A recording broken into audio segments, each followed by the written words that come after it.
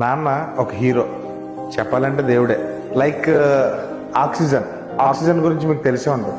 Oxygen మనకు కనపడదు, అది ఎలా ఉంటుంది ఏంటి మనకు తెలియదు, కానీ అది మనల్ని బ్రతికిస్తూ ఉంటుంది. సేమ్ మన లైఫ్ లో కూడా నాన్న ఎమోషన్స్ కానీ, బాధను కానీ, నాన్న పెయిన్ ని కానీ నాన్న ఎప్పుడు కూడా మనకు కనిపించినప్పుడు ఆయనలోనే ఉంచేసుకుంటాడు. ఆక్సిజన్ ఎలాగైతే కనపడకుండా మనం బ్రతకడానికి ఎలాగైతే సాయపడుతుందో, నాన్న కూడా అసలు ఏ ఎమోషన్స్ బాధ కనపడకుండా మనల్ని ఎప్పుడు నడిపిస్తూనే ఉంటాడు. ఈ ప్రపంచంలో ఎవడైనా లక్కీ పర్సన్ ఉన్నాడంటే వాళ్ళ నాన్ననే బండి మీద ఎక్కించుకుని బయటికి తీసుకెళ్లేవాడు, తన షాపింగ్ కి తీసుకెళ్లి నాన్నకి చిన్నప్పటి నుంచి ఉండిపోయినటువంటి ఏదైనా కోరిక, బట్టలు లేకపోతే లైక్ వాచ్, ఏదో గిఫ్ట్ కొనివ్వగలిగినాడు.